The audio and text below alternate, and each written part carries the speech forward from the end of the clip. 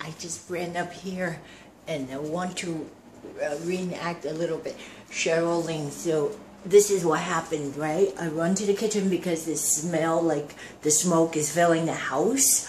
And this thing was hot. It's like, I opened it and I turned it off. It's on, shit, nobody turns it on 500 degrees for some toast. This is what I'm talking about. And Mark is downstairs, so I kind of just lost it. I started yelling. I said, what are you doing? What are you trying to do? Burn down this house? I'm like, you know, boy, heart rate goes up, blood pressure goes up and everything. And he apologized vehemently.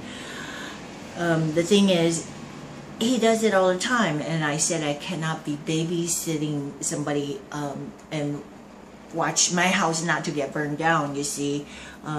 Besides, burning toast is really not good for you when you digest all that carcinogens, because all that stuff that goes in your system. I mean, I've tried everything, but it's just not working. I can't tell people what to do, you see. That's the thing. And I cannot, you know, keep my eye on the toast 24/7. So what should I do? I said I was just gonna take it away.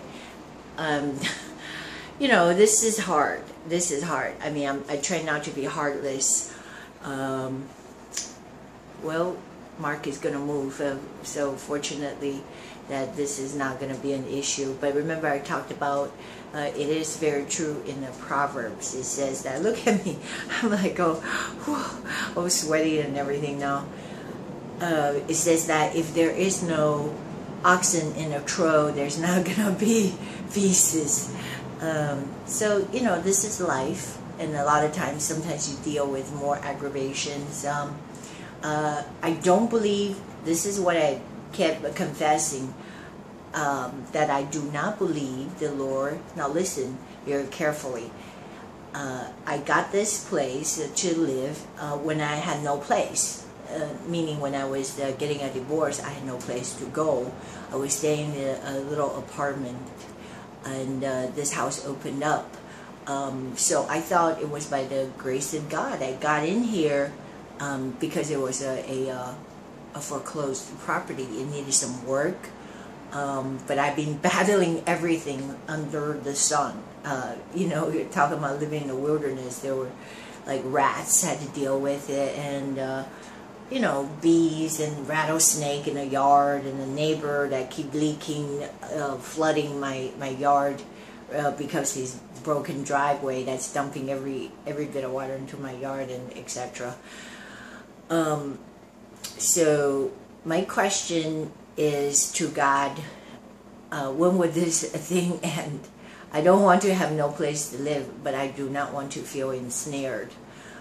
Some people are, you know, at least I like Mark, he's my roommate, so he apologized because he totally understands. I mean, you know, he's a reasonable guy, even though he's out there a lot of times, right? Just because he's got phone calls and he's on the phone like 24/7.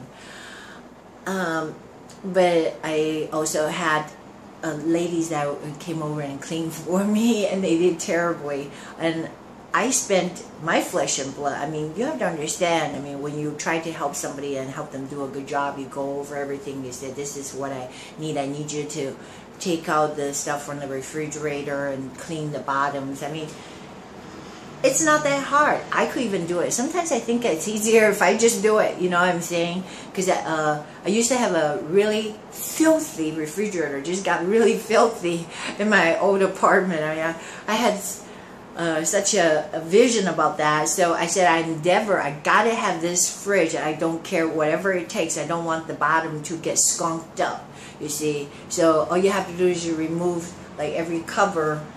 All you have to do is like this, right? You try to take it out, and then you see what's underneath it, and then you wipe it. That's all I was asking for, and I didn't know those are so difficult to this lady, Sheriff. So it's hard to find good help. And she got really mad because, you know, I guess I can't please anybody because I wasn't happy with the work. I mean, there are good things that somebody's they're capable of. For example, like putting away plastic bags. She did that. She had put away the plastic bag, and she actually spent an hour doing that. Like put one bag inside another bag. Put all the plastic bags, because you know I live in Los Angeles. They have this so-called the plastic bag ban, and you have to purchase it now with money, and it goes into the city's coffer. And then there's this psychological impact, like, oh, I gotta save all the bags because they're not giving away the bags anymore. But then the irony is, obviously they say they want to do good for you, for the environment, or what. It's not true, because you could still get bags. You have to, for the vegetables and all that kind of stuff, right? That's the bags I'm using, carry out of the store. But they penalize you, meaning that they'll take your money. It's really just enriching, another tax and the excuse. You know what it is. It's all a bunch of lie. So yeah, if they really care about so-called the environment, they'll be the one that's freaking recycle, and be so diligent about setting up recycling centers, so you can turn in your plastic for every 10 cents of the bottles, right? Because it adds up. You know, I probably spend $40–50 at least a year just because of the bottles. You know, big gallon jars is still. It adds up.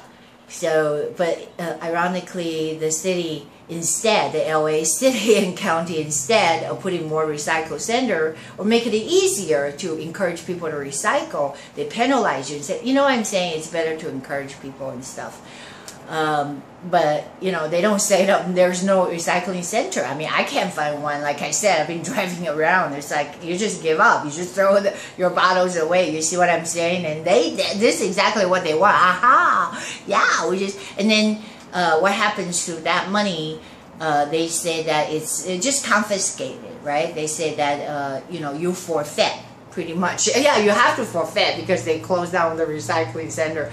It would be easier if you can just return it back to the store where you purchased. You know what I'm saying? If they really want to encourage recycling. But the point I'm trying to prove to you that this evil LA City and County, they're not interested in recycling. See, this is why I want to point out the hypocrisy. There's a big hypocrisy. Oh, it's for your own good. We don't want you to go through stem cell injection or whatever because you might get cancer, and it's a bunch of lies that liberals put out. It's for your own good. That's why we have to take away your freedom and give us the control. Remember, now it's all about government control.